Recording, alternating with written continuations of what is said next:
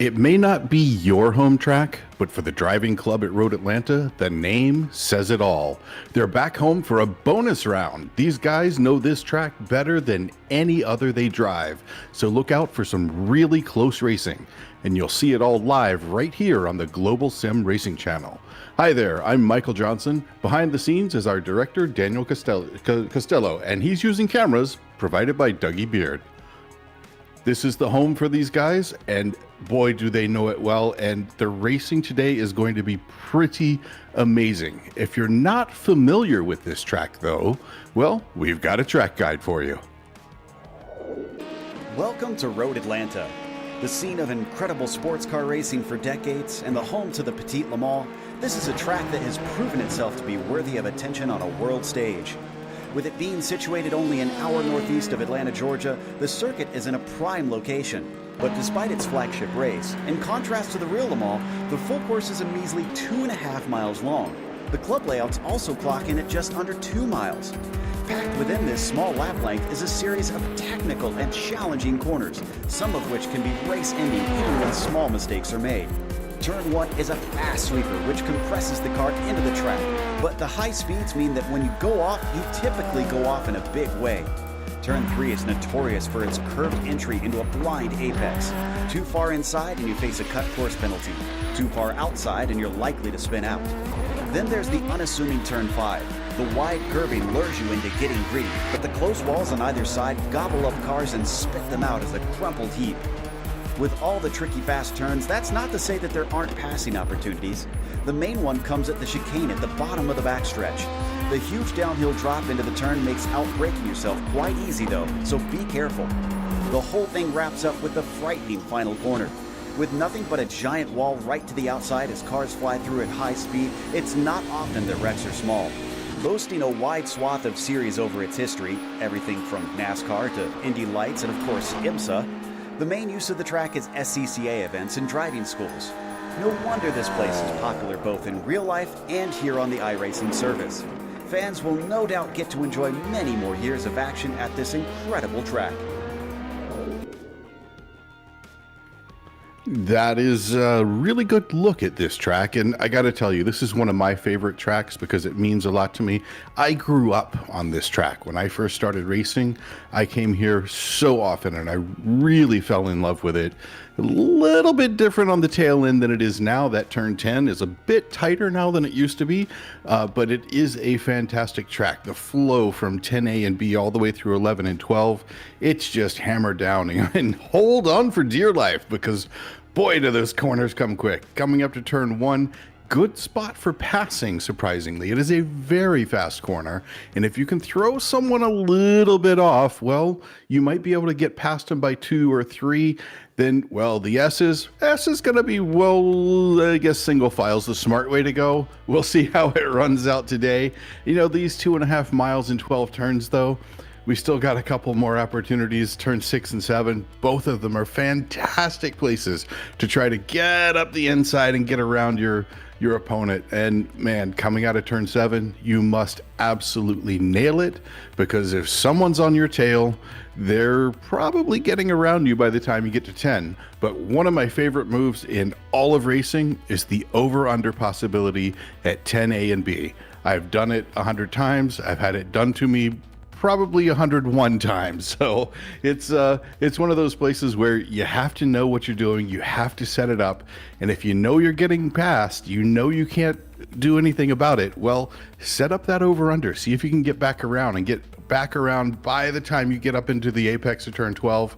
And then, well, you make it to the finish line first. So this, wow, I love this track. And these guys do too. This is one of the best tracks. And these guys, they've just finished up a whole season of racing.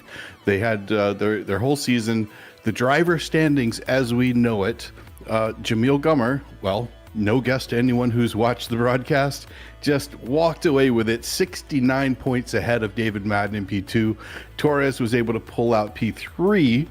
Andrew Martin in 4th. 5th overall for the season, Daniel Vincent. Jason Owens right behind him. Philip Crane, everybody knows him as Flip, was 7th. And then Seth Thomas was 8th. Adam Faust in 9th.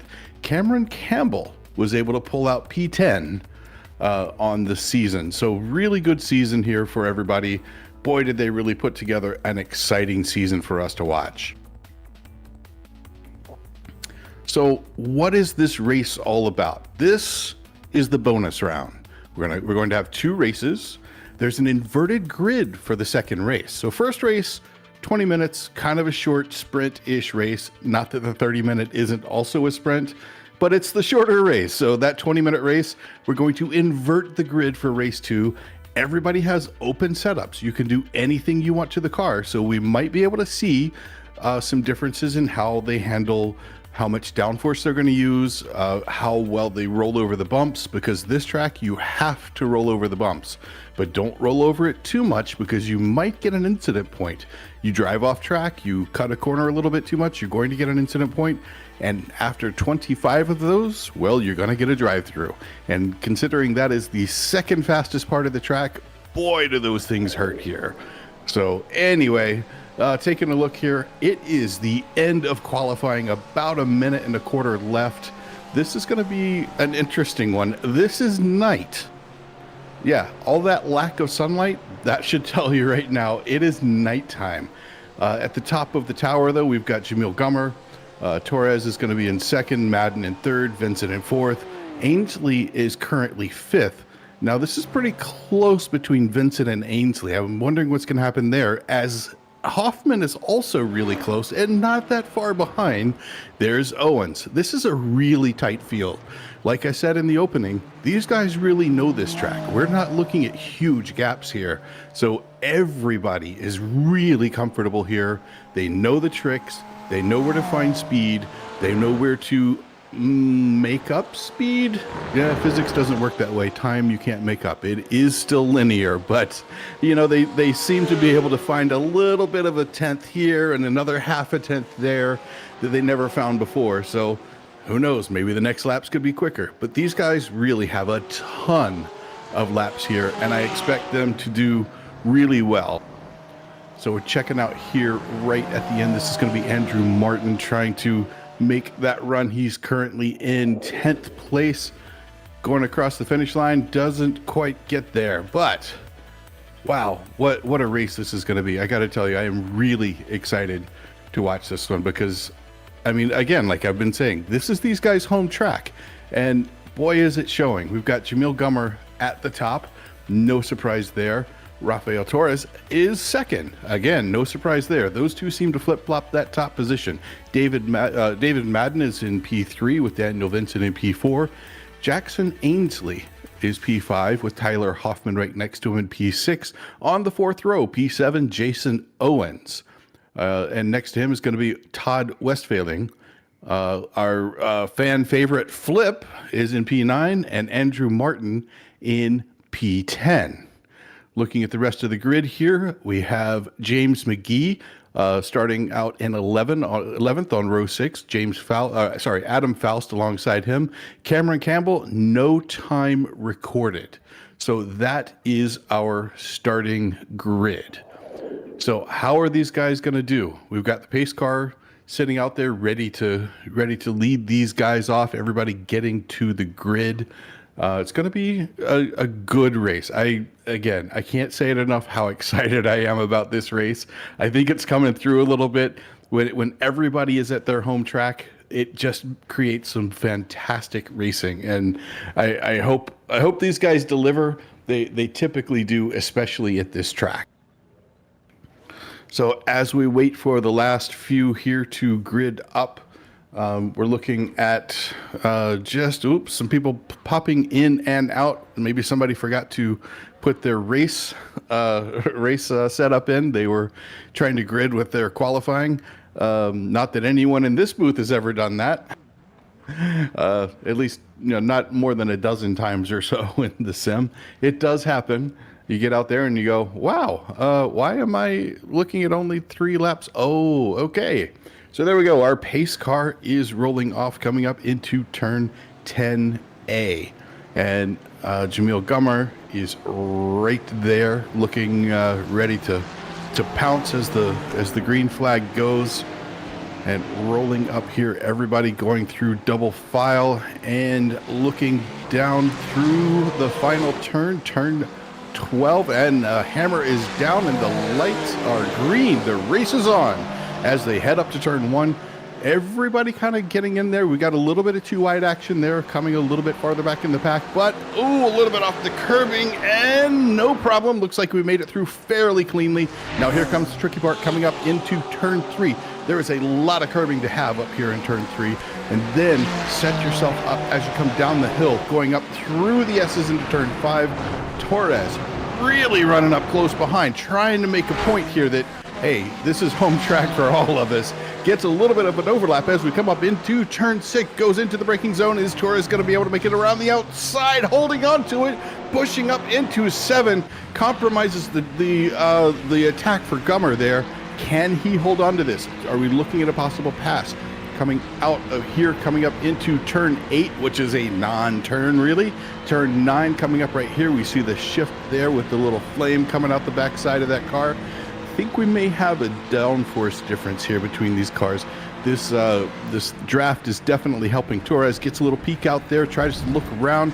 Ooh, that is a lot of corner cut. I hope he didn't get a slowdown for that, but look at this. Wow, really coming hard off the corner. Gets the nose up on the inside, both too wide, going through that final corner. Torres has to pull out of it, cannot push it too hard because, well, we got 18 minutes left in this race, 18 and a half. Starting off on lap number 2, Torres going a little bit wide. They're going to lose a position or two, loses at least one position. It looks like Vincent was able to get around him. Torres having to fight back to see if he can get back up there. When I was racing at this racetrack, I was living in North Carolina. I got to say, Torres is also from Carolinas, so I'm going to have to pull favorites on that one. Not that we're supposed to do that in the booth, but, you know, Carolina doing it at my favorite track. Let's see how he does. Looks like he's coming back pretty strong, though, coming up into turn number 7. Gets the hammer down once again. I think he's going to be able to get around this Porsche, the Porsche of Vincent. Vincent's got a good launch off that corner, though. That's one of the advantages of that Porsche. You have so much weight on the back end. You can get the hammer down very quickly. But he is just over a 10th off of his tail. That is plenty close enough to be able to get around him. Meanwhile, Jamil Gummer is saying thank you very much and takes the 2 seconds off. Wait, what do we have here? Oh, it's a good attempt at a pass. Now it looks like Torres has got 2 Porsches on his tail trying to race him to the finish, and he's going to be able to hold on to it. And Jamil Gummer, fastest lap of the race so far with a 1:19.092. Good run there. Of course, he didn't have any Porsches to get around or any trying to chase him down. Now, meanwhile, back here in P4, Tyler Hoffman in that second Porsche, he's looking for some opportunity. He saw some blood in the water and he was ready to strike. Gets a really nice attack going into the S's. Didn't run wide like Vincent in front of him did. Now coming off through that really wide exit out of turn 5.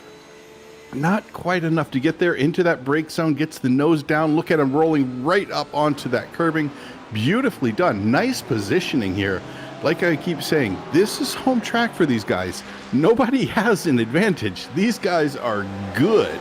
So Tyler Hoffman right now in 4th. We're going to take a look at this replay back here. This is going to be James McGee back in 13th. Watching what happens here.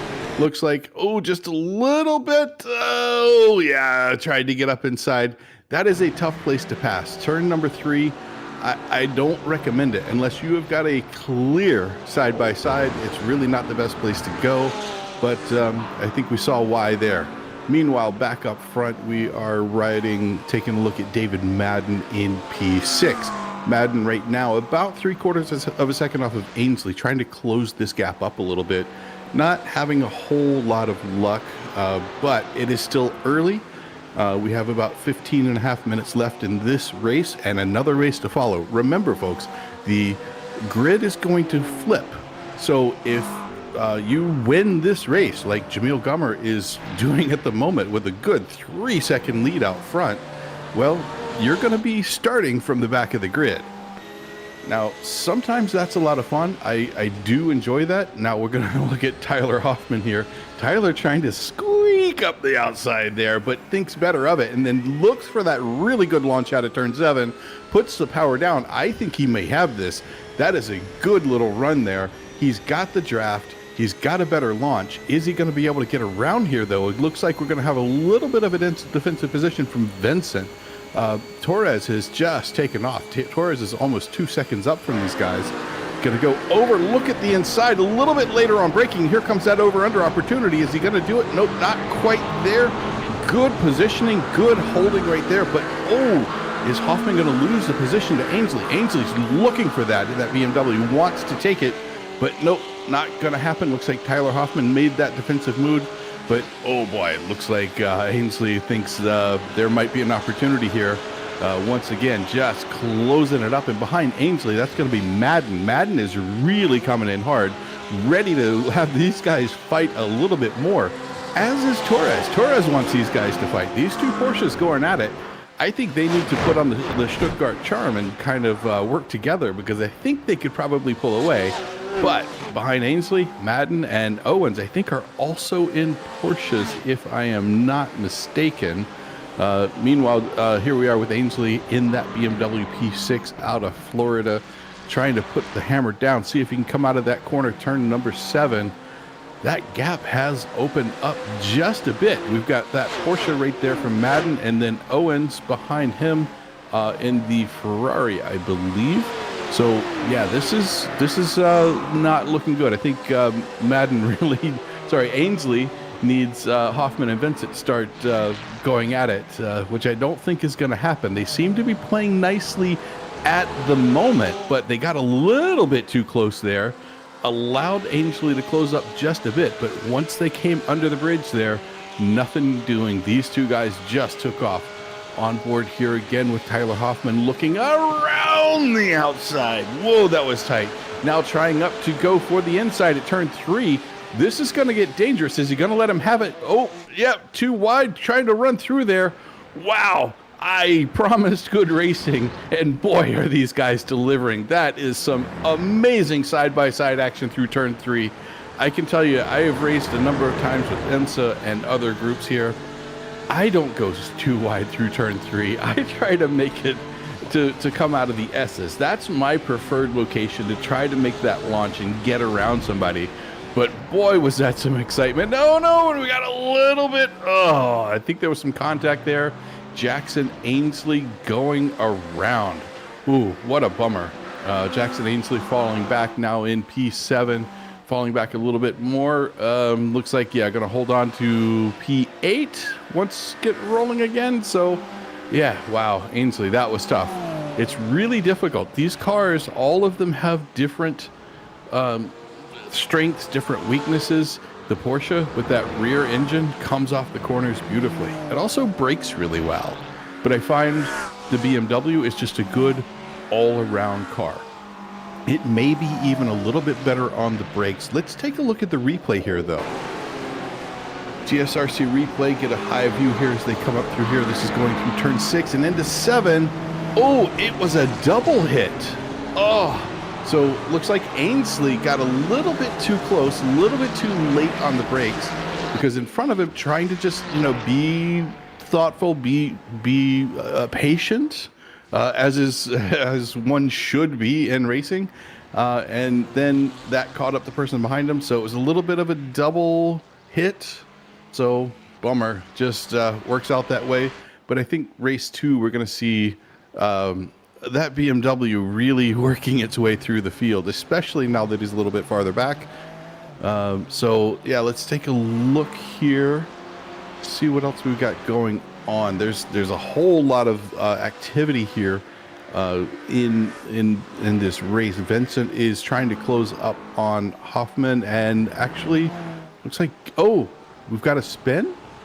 I believe we had a spin, or was it a disconnection?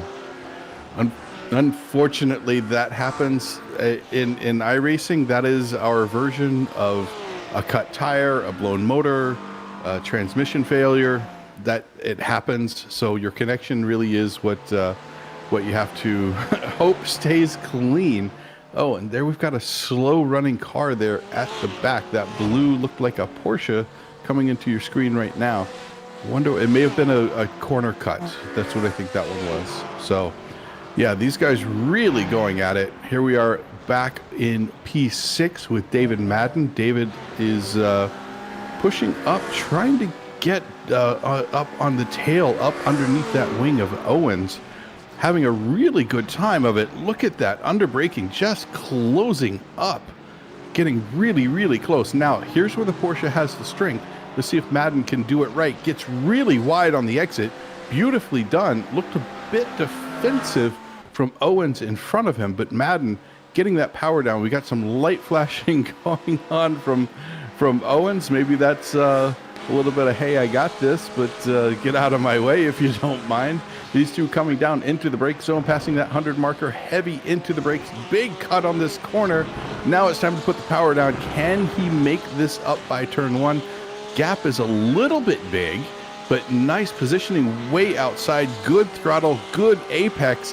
Gets a little bit onto the grass. Look at how he's closing this up. Not quite enough space. He's going to need about 2/10, about 2/10 closer when they get up into turn 10, or get out of turn 10, I should say, because man, he is all over him here. I think this may be a wing difference, though. If I were to guess, I would say Madden has a little bit more wing and is able to run through these tight bits a little bit faster. But you notice when he was running up that he could not get around, and wow, that wing really pays dividends, as does that back marker there. Slowed down just a little bit for Owens, and Owens got caught up in that. Meanwhile, Madden is able to get through with a little bit of a run, 2 wheels on the grass, power down once again, running down this backstretch down the hill through turn 8, down into this little straight between 8 and 9 as it goes farther downhill. What is going to happen? We're going to see here, is it a wing issue? Is that Porsche going to have the legs to stay away? Oh, going to take that look-see out underneath. Nope, doesn't quite get there into brakes. Porsche is able to hold on. David Madden in P5 now holding on to that position. Really puts the hammer down coming out of there. He's taking a much wider line going through turn 12. Coming out of 11 going into 12, he has got that little bit easier time getting the car rotated and farther out, which allows him to get a little bit greater speed as they go back up the hill in through turn 2, kind of a non-turn. It feels like the beginning of turn 3. Big hit of the curbing there as they bounce through Jackson Ainsley here in P7. Taking a look here, wow, going once again up through the S's, powered down. This is where the pass was made last time. Madden was able to get through it. Now we are on once again P7 with Ainsley. Ainsley holding on, Madden sticking out front, and I think Vincent really wants to get up in, Owens really wants to get back up into there. Getting wider this time, oh, but not quite as wide as that car back there. I think that was Flip back there, trying to hopefully not flip the car, because you get down too much into that dirt, boy, that car will turn around. They have done a great job of showing what this Georgia red clay is like. Now we've got Ainsley getting up alongside, good in the braking with that BMW, but this is sort of the over-under I was talking about. Not quite, I didn't quite have the pass made, but he had started it, got into 10A, really good positioning, but because you're compromised, getting out of 10B is where it really happens. And right there with Ainsley, looked like Owens was able to get that power down, and no, gets a little bit wide. Still holds on to the position. Oh, and do we have a connection issue? Oh, that looks like we have a connection issue with Ainsley. I hope Ainsley's able to hold on to this, because this is some really fine racing here with this little pack. We got Flip pulling up the back of this. Meanwhile, well, it looks like Madden is trying to take off out of this. Owens, Ainsley, and Flip, this little trio here. 3 different manufacturers going up into this corner. Look at these guys just nose to tail heading in there. Now comes the moment of truth. Who gets the power down the best? Well, it looks like the 3 of them are going to stick together in a little bit of dirt there. Ainsley catching just a little bit of dirt as they came out of the corner. That's going to compromise that run down the hill, but not too much, because look at this, that big BMW closing up. This is going to be super tight. It is less than a tenth. Gets the nose out, no defense, heavy into the braking, going to try this same move. We just watched this. This is not the last lap replayed. This is actually happening again. This time, Flip is able to get up underneath the inside. That BMW trying to hold on to the position. Flip takes a lot of inside curbing as we get a wiggle. Ooh, Ainsley on the exit of the final corner gets a little bit too much grass, and wow, that was exciting. I think we had a Code Brown moment there for Jackson Ainsley, and Flip probably too, because Flip was not in a good position to be able to handle anything that might have gone a little sideways with that. This little battle, though, with Flip and Ainsley is allowing Owens to open up a bit of a gap and try to close back up to Madden, but nothing doing. Ainsley is going to hold on to this. Ainsley is closing this back up. It's still only about 2.5 tenths. That BMW going into the braking is really holding on tightly.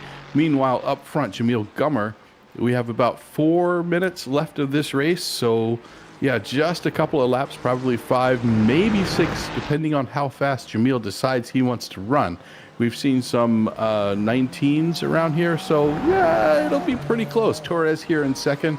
Torres wants to close this up, but that early battle has just messed that up. Tyler Hoffman, though, holding on strong in this, we'll just call it body in white Porsche. Now, this little trio that we've been watching here, Vincent, Matt, so here we are. Jackson Ainsley has lost that position. Jackson Ainsley got passed by Flip. Flip was able to get around, but fighting back. Look at this. Look at this. Gets the nose of that giant BMW in there, but not quite good enough to get all the way around. But holding on to the tail. This is not over. Flip may have gotten around, but I don't think Ainsley is just going to take that line down as they run up through the S's. Quick little run through here. Get the power down, let it skitter on to the outside, and then head down this little short straight up to turn number 6. Turn 6, you've got to brake late. There is a lot of camber to help you out as you get up into there. A little bit less here in turn 7, and then you get that power down, let the car slide all the way out to the edge of that. Oh, who do we got? This is Campbell. Campbell has spun around, and oh no! That's probably going to be a bad return to track as we're watching Westphaling here. In the process of losing that front bumper cover, there it finally goes. Nope, it's back, and now it's gone, and now he's going to tow on back. That was probably a good call because I don't think that car is going to be drivable after a hit that hard. But that will put Westphaling in P2 for the Flip, unless something else goes wrong here. Yeah, unless something else goes massively wrong here, I think that's going to put Westphaling in P2. Todd will be happy to start from the front row for the 30-minute race. 2 minutes, coming up on the 2-minute mark left in this race. Looks like Flip is really trying to push his way through, but that BMW looks hooked up. Closing up massively up into the exit of the S's there, turn 5, rolling down to turn 6 here. This is really tight. It may look like it's a couple of car lengths, but I can tell you from experience, this is super tight. Look at them coming off of turn 7. Power is down. They are shifting at the absolute most opportune moment, and here they come. This is a big run. You want that draft. You need that draft. A lot of times you don't want to make the pass. You don't want to make that pass as they come off of that corner. Now coming up into turn 10A, looks like we're trying to do a little more of that over-under stuff I was talking about there. Wow, what a run. He's coming through turn 11, turn 12, right at the apex. Both of them take just a little bit of the curbing. Flip has got a bit of a run here. I don't think he's going to try to take this, though. He doesn't quite have the speed to get up, and oh, whoa, it's a Code Brown for more than just Flip. Whoever was behind him coming up quickly was going to see the side of that car. That puts Ainsley back into the position where he wanted to be, a little closer to Owens, but Ainsley has a bit to make up. It's still about half a second as Flip gets that car turned back around into the right direction, taking off. But look at this. Look how close Ainsley is. Remember last time through here, there was another car between these guys. That that car from Flip was kind of a stopper for Ainsley. Ainsley has really got a good run this time. Meanwhile, Jamil Gummer coming around. Is this going to be the final time through here? We've got 9, 8, 7. Looks like white flag for Jamil Gummer with about 6 seconds to go. We are now on the final lap. Jamil Gummer is way out front. We're used to seeing him this far out. After 20 minutes, 11 and a half seconds. That feels about normal. Torres in P2. Torres has got a little bit of a competition coming up. The Porsche of Hoffman really trying to close this down. These guys are getting pretty close. I don't think Torres is used to being followed this closely. Daniel Vincent in P4, also about a second and a half off of Hoffman. We got these two Porsches just chasing these guys down, with David Madden wanting to be part of that Porsche party in P5. Meanwhile, back at P6, Owens and Ainsley, these guys are still going at it. Look at Ainsley getting a little bit wiggly coming out of there, trying for a little bit different line, hoping to get a little more rotation out of that car to get a launch down this straightaway, but going to catch him up through the braking phase, back to throttle, back here. Here we are, Jamil Gummer coming up to turn 10 for the last time, through 10A, through 10B, going to just gently bring it around. See, not using all of that curbing on the outside. And then through 11, apex of 12, a little bit of ride over the apex. Our winner, Jamil Gummer. Take a look back about 10 seconds, or about 12 seconds back. We've got Torres. Torres is going to be able to hold on to P2 behind him. Hoffman about a second back, 9/10 or so. Hoffman crosses in P3. Vincent coming through now. Vincent in P4. Now we're back to Jason Owens. This battle is still going on. Owens trying to hold on as best he can. Not going to be able to get around him. Owens holds on to that position, just keeping Ainsley's BMW behind him. Meanwhile, Flip, after that, just heartbreaking spin, finishes in P9 with Faust in 10th. Rolling through 11th is going to be McGee, Westphaling in 12th, and Campbell in 13th. Just a little bit back.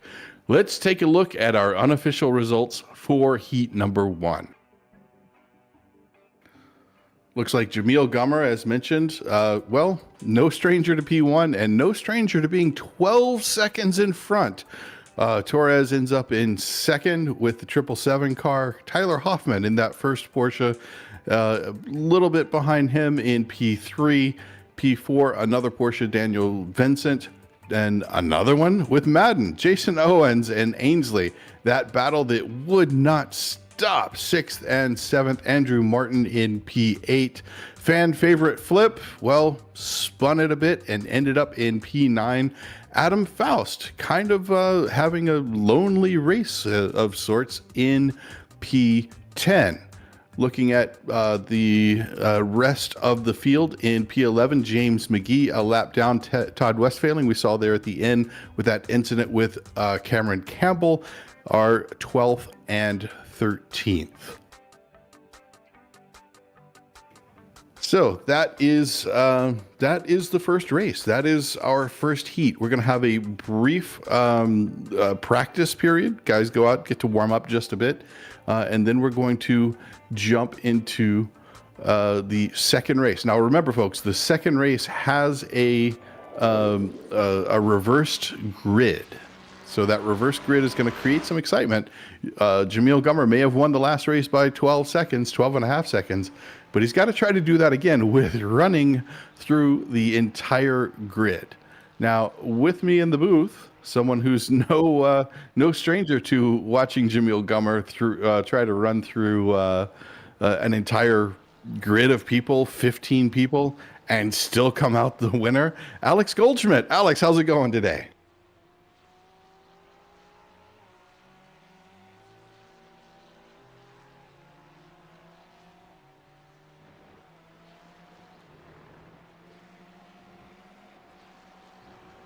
Struggle at times. So who knows if it might happen again.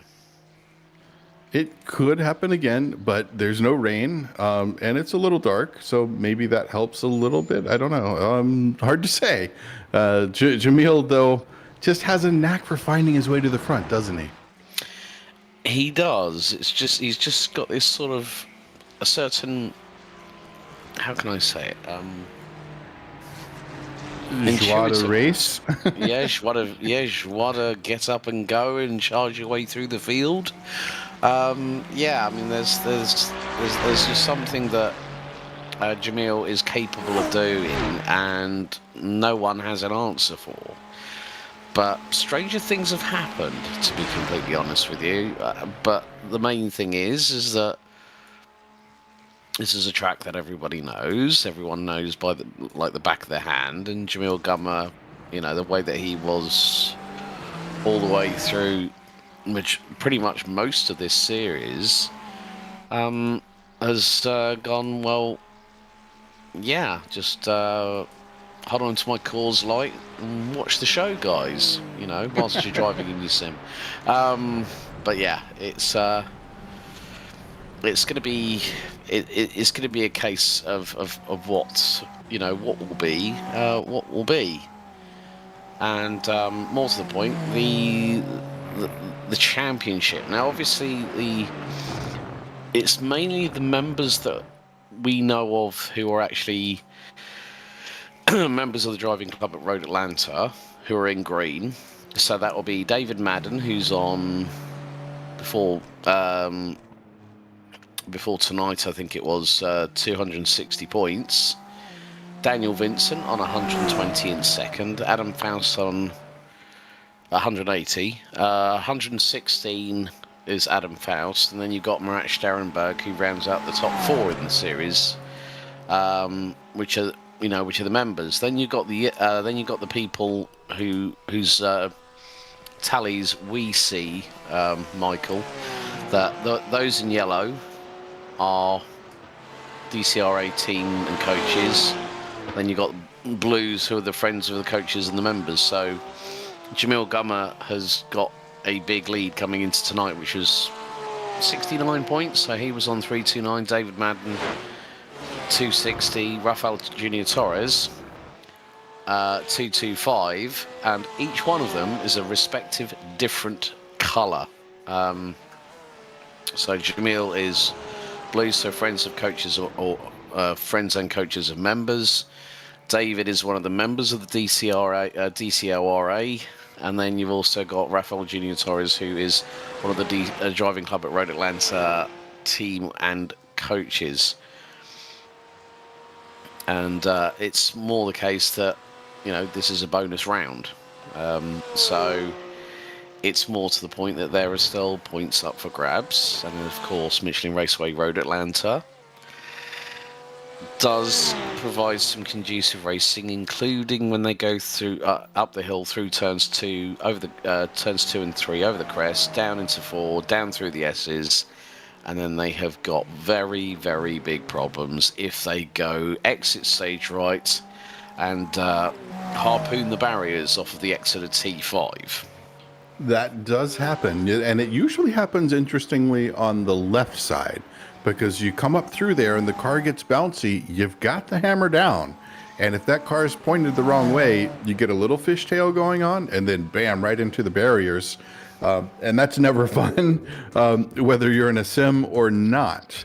But I think we are on to the starting grid for the next race. So this is going to be, if everybody remembers, this is a reverse grid. So our pole sitter is going to be who finished last.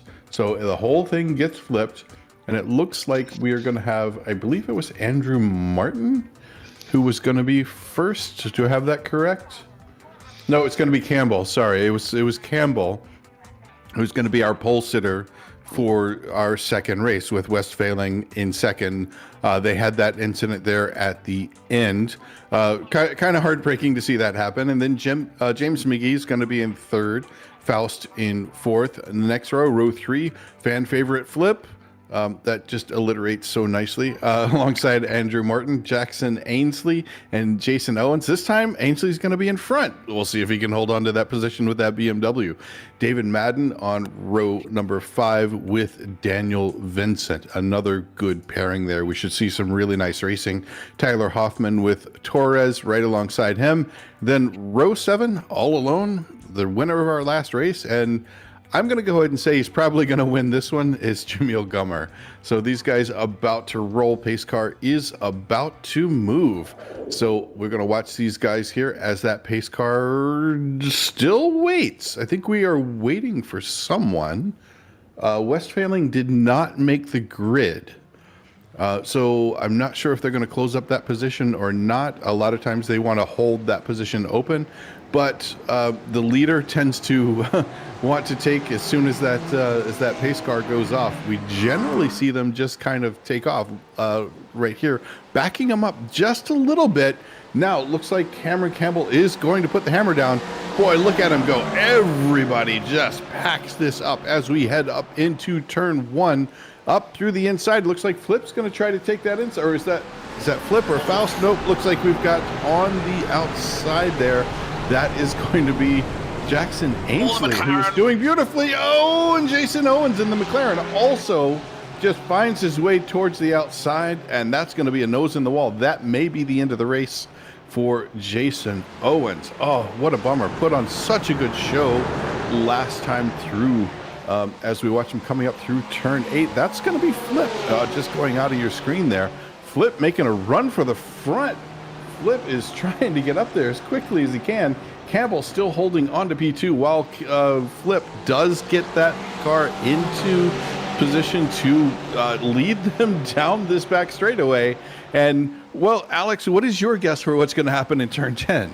I have absolutely no idea at the moment, but we've got Mr. Hoffman flashing the lights at McGee at the minute. But yeah, we saw Rafael Junior Torres go completely exit stage left and have a code round and clean up an R3, but Hoffman's around as he has a side check with Campbell. Faust is around as well.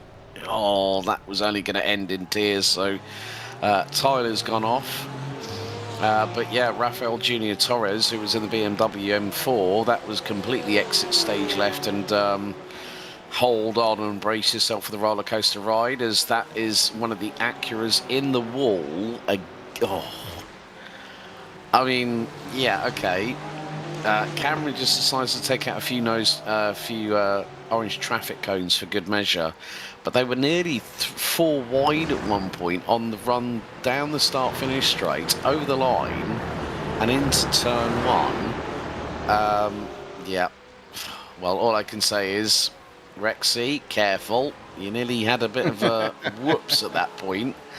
Again, it just goes to show how quickly things can change on a dime, and we've just seen that within the last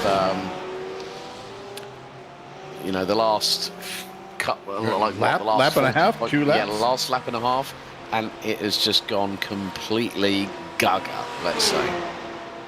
Yeah, right here. It looks like Rexy's trying to take a bite out of the back end of that other Porsche, though. Rexy trying to move up here, holding on to that right side position. Are we going to see an over-under? This is a good opportunity for Daniel Vincent to hold on to this position. Is Vincent going to hold on? Looks like I think Faust really wants a piece of this, coming up close behind. But Vincent's going to be able to hold on to that position. But let's take a look at the replay. As we're looking here, Andrew Martin, what happens here? Gets a little bit wide. Yeah, that happens. Oh, we've got 2 cars wide. That's where Rexy went off too. Yeah, and that was at turn 5. Martin off into the, right rear tyre hit the kitty litter. And then unfortunately, it just, I think he just might have been a little bit overzealous on the throttle pedal. Jackson Ainsley closing in and up the inside through at T6 on Cameron Campbell. That was neatly done there by the BMW. But yeah. So what was the over-under on how many laps it was going to take Jamil Gummer to get back into the lead? Did anybody take those bets? Because look at this. Jamil Gummer, lap 3, back to the front from all the way at the tail. Now, there was some help. I got to admit, there was a good bit of help. So a bunch of spinning cars. Yeah, and also, I think I've lost count of the amount of times this man has changed cars this season as well.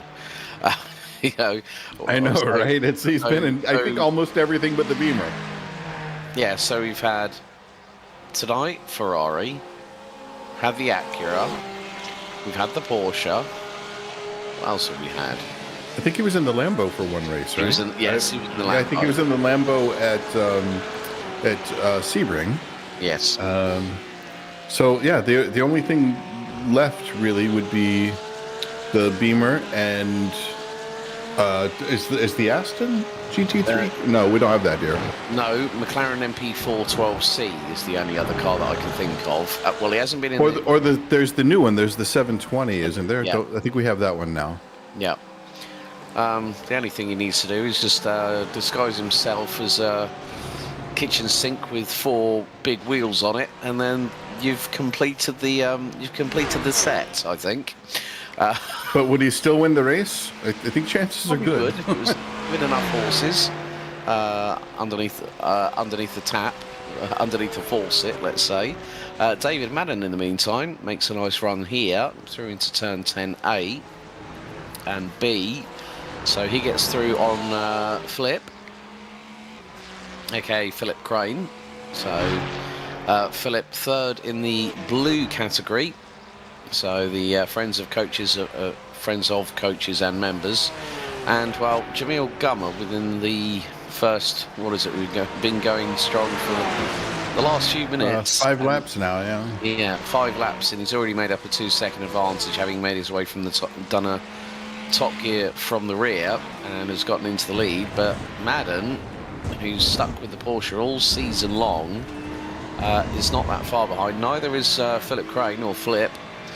So we've got Porsche meet and a Ferrari sandwich at the minute as they head through into turn 6. And note, folks at home, a lot of adverse right-hand down camber going into turn 6, but then it sort of evens out going through 7. But then this is one of the back stretches of circuits that I actually like, where you have this, you think it's like a traditional back stretch.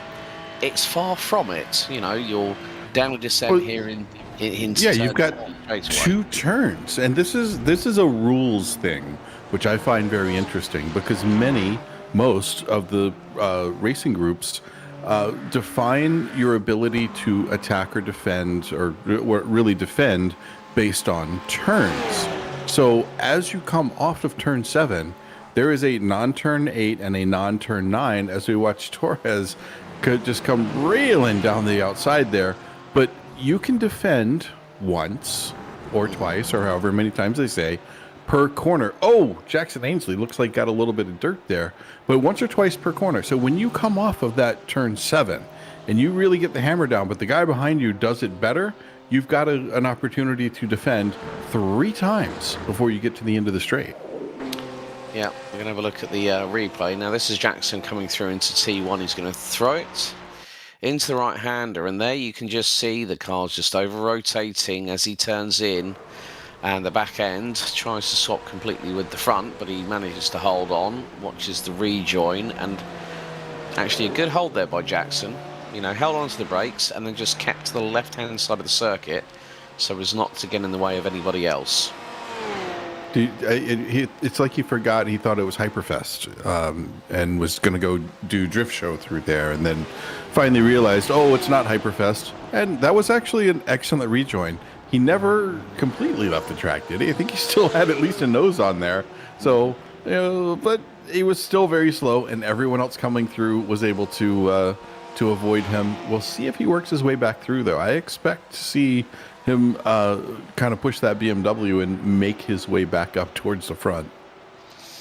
Yeah, so being as this is a bonus round here for the driving club at Road Atlanta, the people we really have to concentrate on, mainly when it comes to how things stand in the Winter iRacing League, is David is currently in second, Daniel Vincent currently running P4, and then Adam Faust. I think Adam's in Rexy, isn't he? Yep.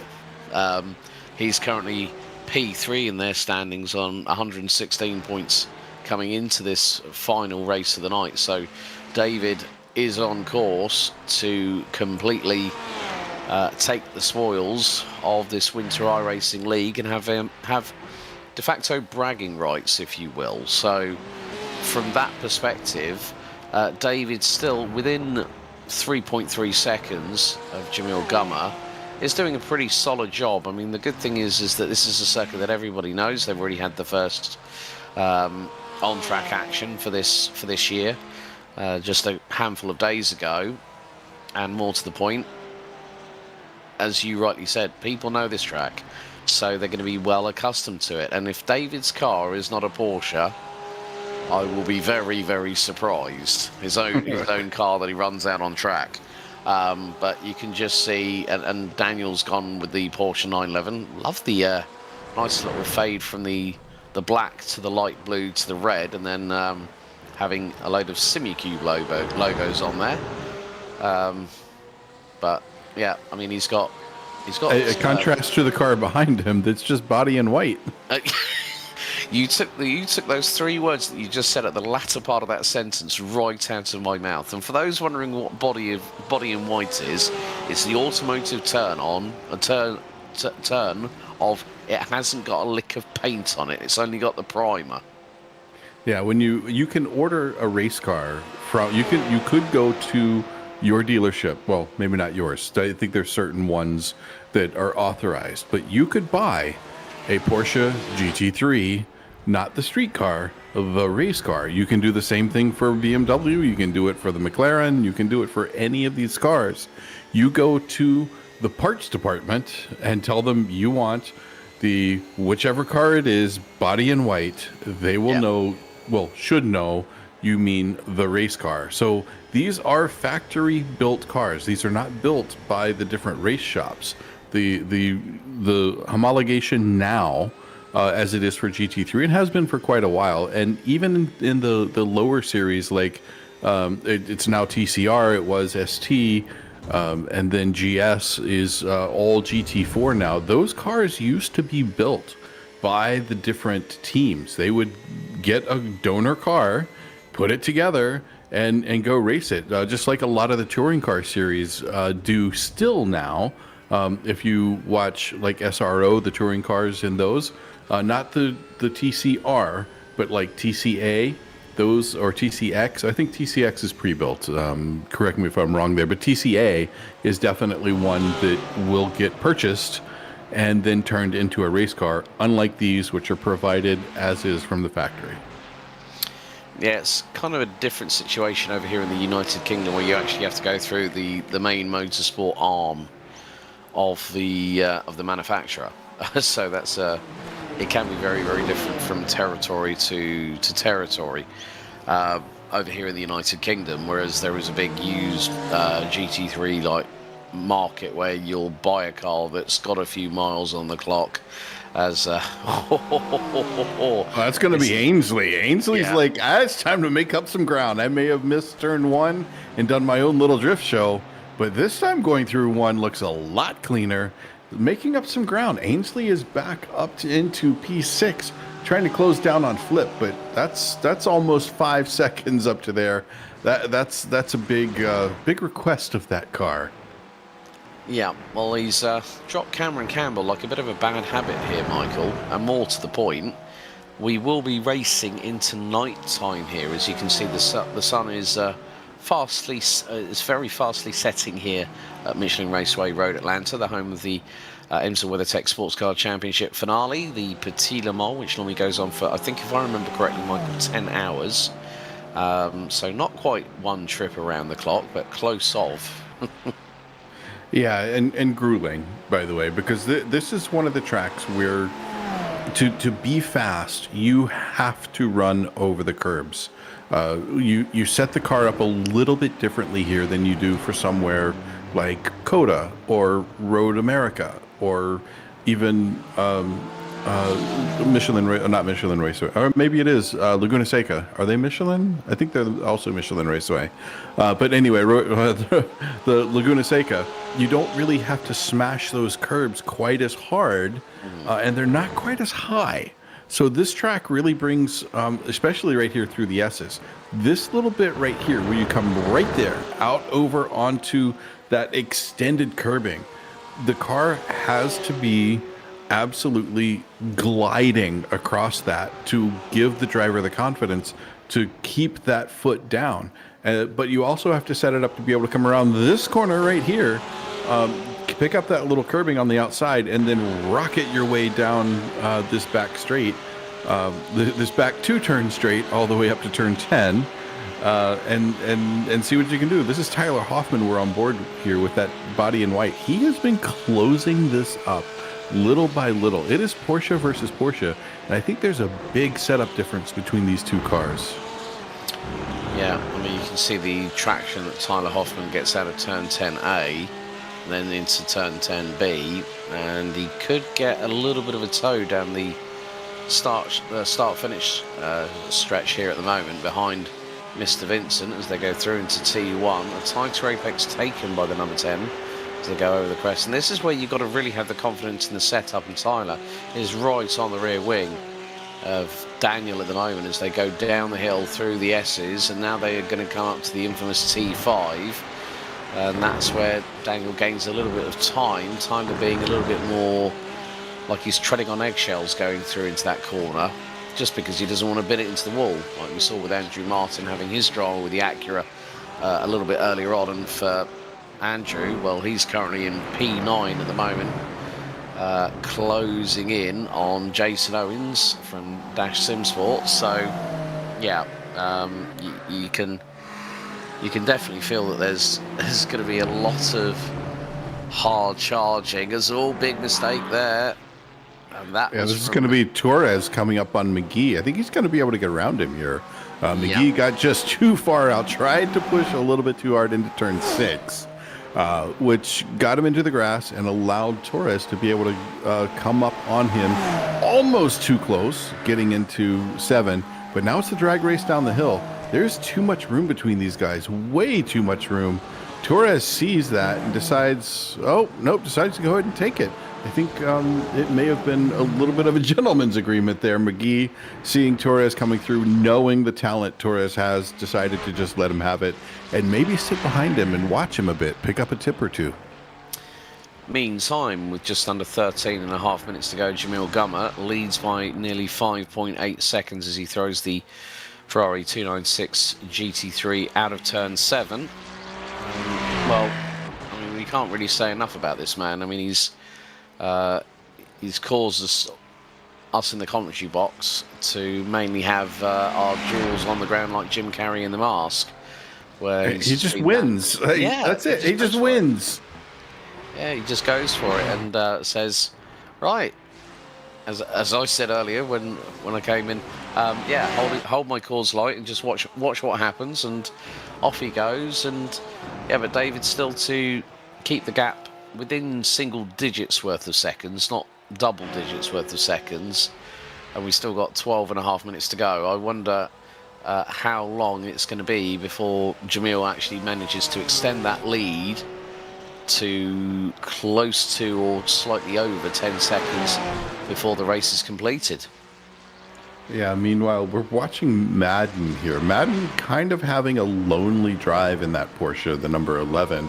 Trying to run his way through the S's, coming up around to that really dangerous exit turn 5. Ooh, a little bit of a wiggle there. Maybe pushing a little too hard.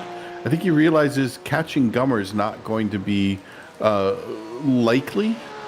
But with Vincent and Hoffman fighting behind him, he's got a good position. Vincent is a good 6.25 seconds or so behind him. Here we see Vincent in that the second Porsche and the third Porsche, that body in white. These guys just keep on fighting.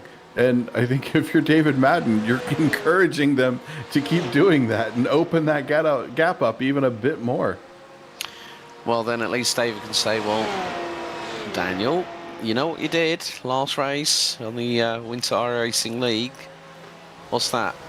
oh, you and Tyler kept on fighting, which meant I was able to get away. And he's now Jamil Gummer. His lead was close to was about 6.2 seconds.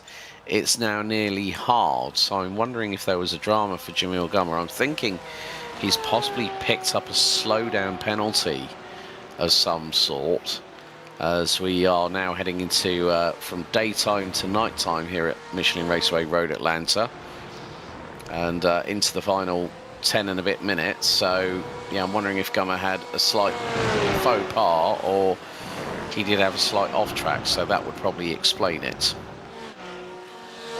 Could be, but so here we are taking a look again. This is going to be Flip having a little bit of a lonely race himself. I think he wants to get up there to race with Hoffman and Vincent, where he was earlier, but I feel pretty certain he does not want Jackson Ainsley to get any closer, because Jackson is really wheeling that BMW as Flip discovers a little bit of that Georgia clay back there. I don't think that's exactly what he was planning on. I think that was far from his intentions at all, to be completely honest with you. It's like, yep, just stay away. Just leave me alone. Just don't come any closer. Gummer just got a black flag.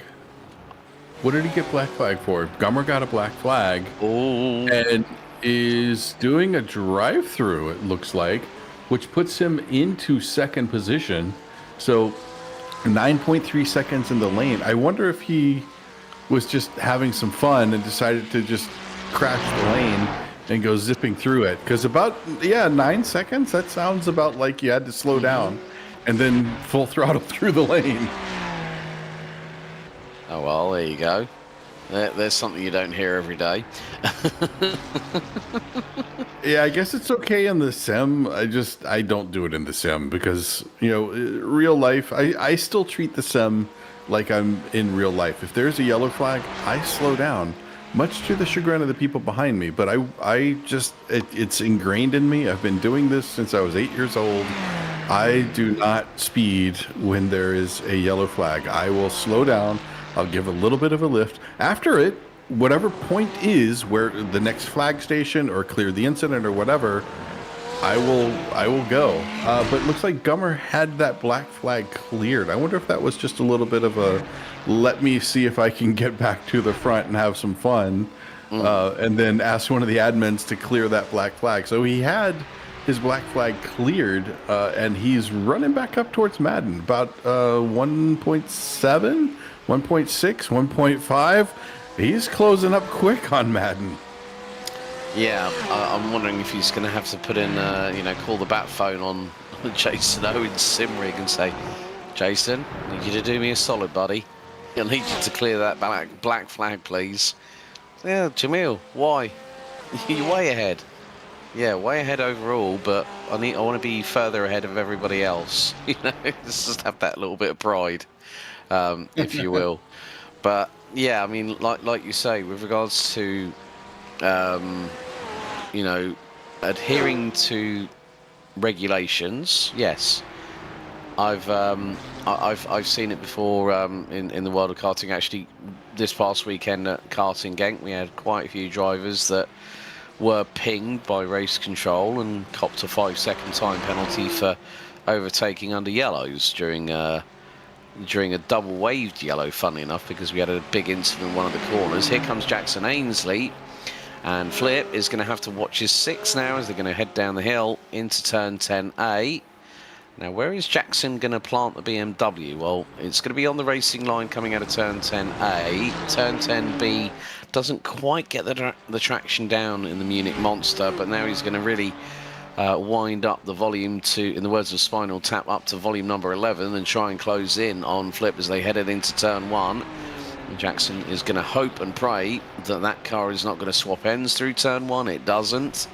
And then up the hill they go once again. And he's getting a little bit closer to that mid-engined V6 turbocharged Ferrari in front of him, and you can see how hard Jackson Ainsley is pushing. He's swarming all over the back bumper as they come out of... Oh, now what happened to Flip there? He just literally... Yeah. connection issue. Yeah, that was not what Flip wanted. Neither did Jackson Ainsley. I think he's going to have a better run at him as they're going to come through out of turn 7. Jackson gets checked up slightly, but now he's foot on the floor, and here it comes. He's going to keep to the outside. Flip's getting a little bit of a tail wagging the dog situation. Oh, nearly hip checked him there. Ooh, that was close as they come down into turn 10A. Looks like, or sorry, through turn 9 up to 10A. This last little downhill, little flash of the lights from Jackson Ainsley. Jackson holding onto the inside, Flip holding onto the outside. Are we going to see the over-under here? Looks like Jackson's got a really good run, makes that push. Oh, man, I haven't seen this much hip action since I was at a salsa dance. Or when Shakira was in a live concert. My God. That too, yes. Yeah, that too. Well, because her hips don't lie. Nevertheless, Jackson Ainsley, despite Flip's over-exuberance with the tail wagging the dog, so to speak, coming out of turn 10B, he nearly could have had a bit of a crossover point there.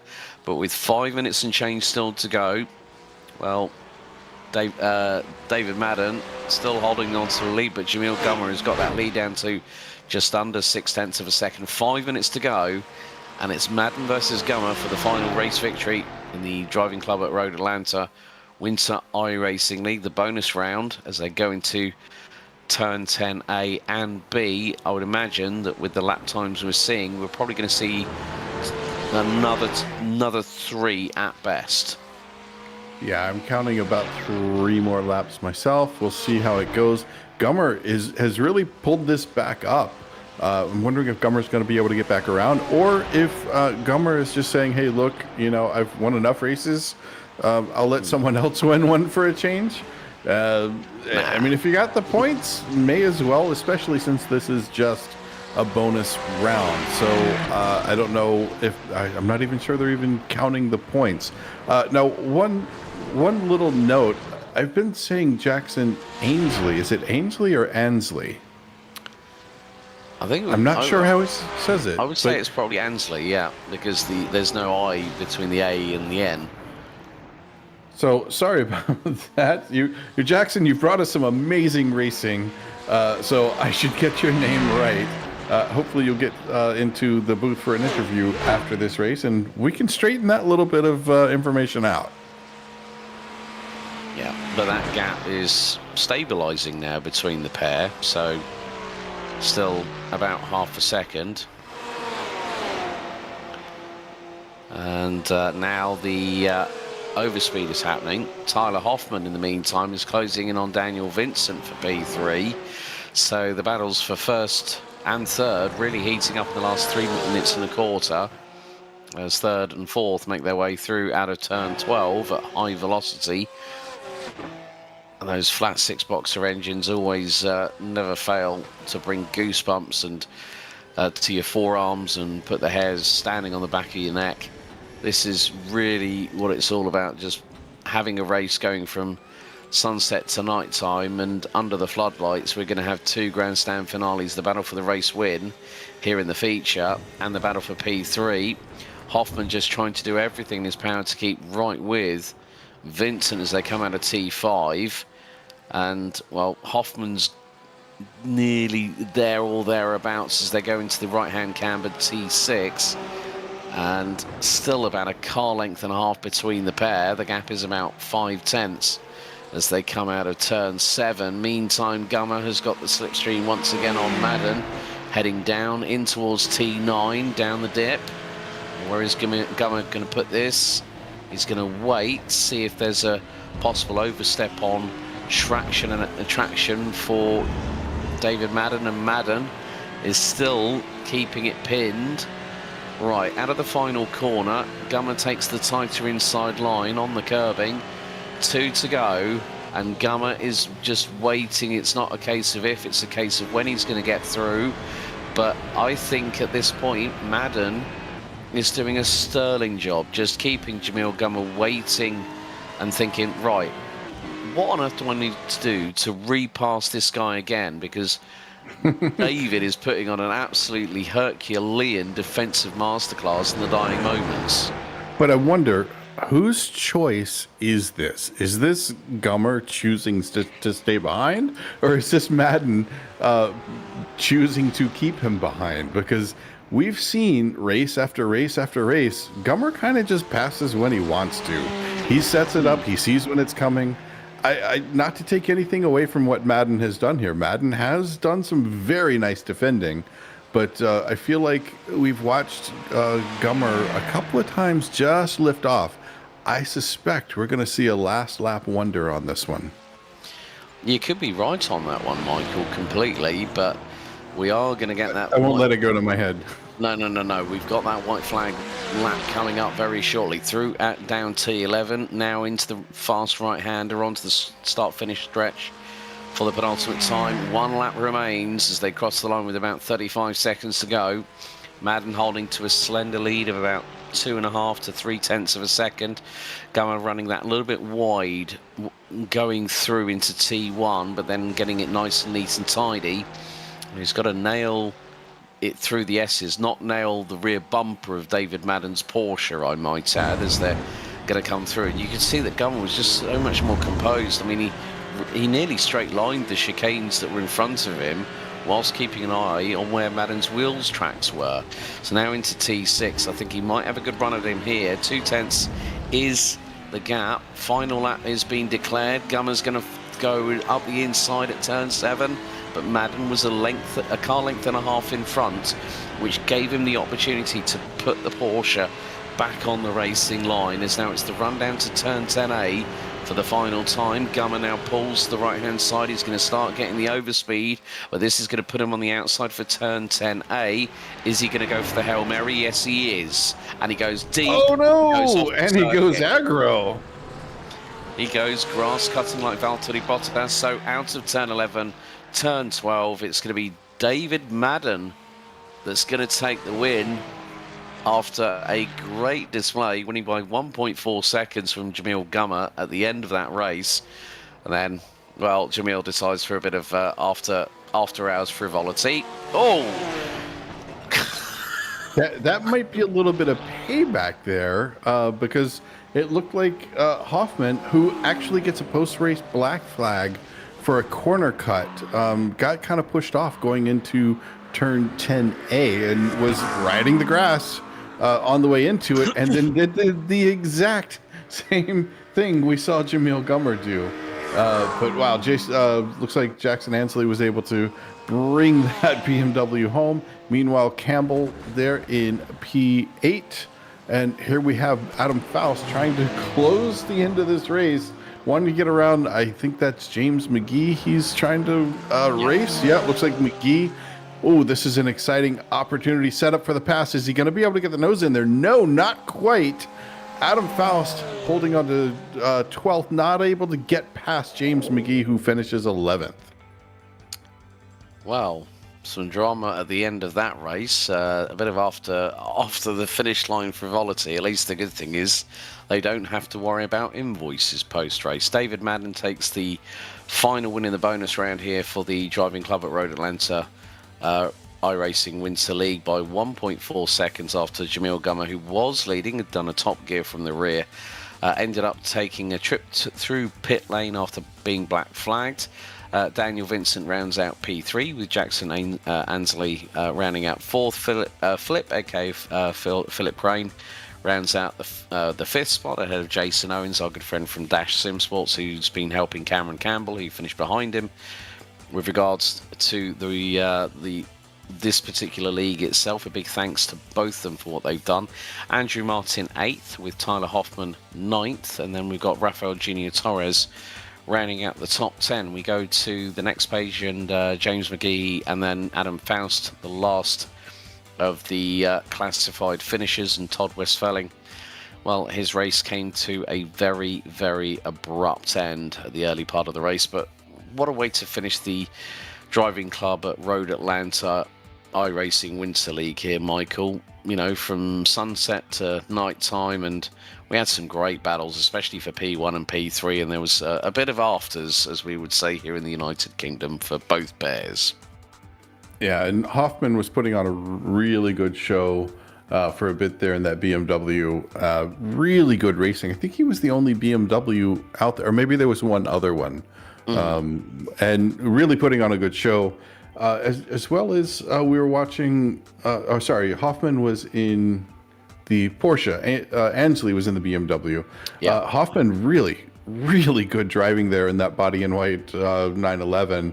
Unfortunate with that incident there at the end where he had to cut through to keep from crashing at 10A. But hey, it happens, and rules are rules. So I guess that's what he was up for. But good job on Flip for ending up in 5th position. I know he's been kind of struggling to push farther and farther up, getting closer to a podium. I think next season we could see Flip probably get on the podium a bit more. Yep, and with that, folks, that concludes the coverage here on the Global SimRacing Channel for the driving club at Road Atlanta iRacing Winter League. What a series it has been. GT3 action the whole way through. A couple of thank yous, first of all, really, to Cameron and to Jason from DCRA and also from Dash Sim Sports for organising this league, and of course also a big thanks to our team behind the scenes, Daniel Costello, our director, Michael Johnson alongside myself, Alex Goldschmidt in the booth, and obviously the cameras provided by Dougie Beard. There's a lot coming up on GSRC because, well, Saturday it's Pinch Punch first of the month, the 1st of March 2025, and we kickstart things here on GSRC at 1:30 p.m. UTC and 8:30 a.m. Eastern for Grand Prix legends who head to the Nürburgring GP circuit. IMSA Vintage Series heads to Motorsport Arena Oschersleben at 5 p.m. UTC, 12 p.m. Eastern. And then we have the Sunday Grand Prix Series, the Classic Lotus Grand Prix 79s, I think it is, on Sunday, March 2nd, 4:30 p.m. UTC, 11:30 a.m. Eastern at the Le Mans Historic. And then Grand Prix Legends, once again, will be in action back on at the 8th of March, 1:30 p.m. UTC, 8:30 a.m. Eastern, heading to a good old American classic, Lime Rock Park. Well, folks, thank you so much for tuning in for this bonus round of the Driving Club at Road Atlanta iRacing Winter League. And, well, race hard, race fair. And if in doubt, flat out. We'll see you next time. Thanks for watching. Goodbye for now.